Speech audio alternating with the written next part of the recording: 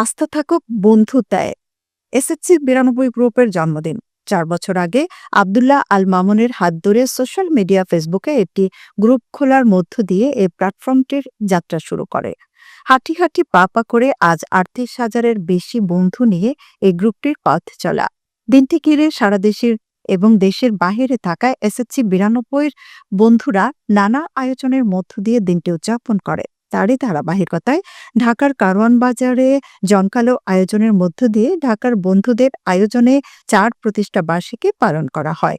শুরুতে কোরআন তেলাওয়াত ও এসএসসি ৯২-এর প্রয়াত বন্ধুদের আত্মার শান্তি কামনায় দোয়া ও দাঁড়িয়ে ১ মিনিট নীরবতা পালন করা হয়। জাতীয় সংগীতের মধ্য দিয়ে অনুষ্ঠানের সূচনা করা হয়। পরে আলোচনা, গান, নাচের মধ্য দিয়ে আনন্দে মেতে ওঠেন সবাই।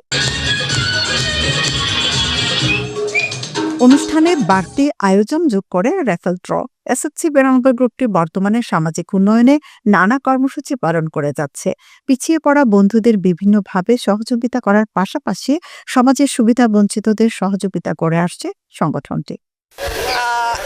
আমাদের এই এসএসসি ৯২ গ্রুপটা খোলারই প্রধান উদ্দেশ্য ছিল মানবিক কাজগুলো করা।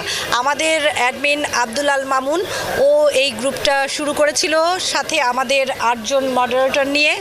তো আলহামদুলিল্লাহ আমরা সবাই মিলে আমাদের সাধ্যমতো চেষ্টা করছি কিভাবে আমরা আমাদের বন্ধুদের পাশে থাকার জন্য, এবং আমরা ঈদে বা পরবে আমরা আমাদের বন্ধুদের প্রয়াত বন্ধুদের ফ্যামিলির জন্য আমরা আমাদের তরফ থেকে যতটুকু সামর্থ্য ছোটোখাটো একটু উপহার দেই এবং বন্যার্তদের পাশে থাকি। শীতকালে শীতবস্ত্র উপহার দেই।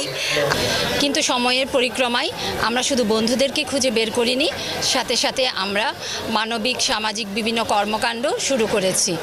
আমরা আমাদের সাথে যেসব পিছিয়ে পড়া বন্ধুরা রয়েছেন তাদের দিকে সহযোগিতার হাত বাড়িয়ে দিয়েছে এসএসসি ৯২। আমাদের অ্যাডমিন এছাড়া তৃণমূল পর্যায়ে আমরা যাতে বন্ধুদের সহযোগিতা করতে পারি এজন্য প্রত্যেকটি এলাকা ভিত্তিক আমরা সমন্বয়ক গঠন করেছি। এইসবের মাধ্যমে আমরা আমাদের পরিকল্পনাগুলো বাস্তবায়ন করার চেষ্টা করে থাকি। এভাবে এসএসসি ৯২ সারা বিশ্বের মধ্যে ছড়িয়ে পড়েছে। আমরা চাই এসএসসি ৯২ একটা বিশাল ভালোবাসা মানবিক সামাজিক প্রতিষ্ঠান হিসেবে গড়ে তুলতে।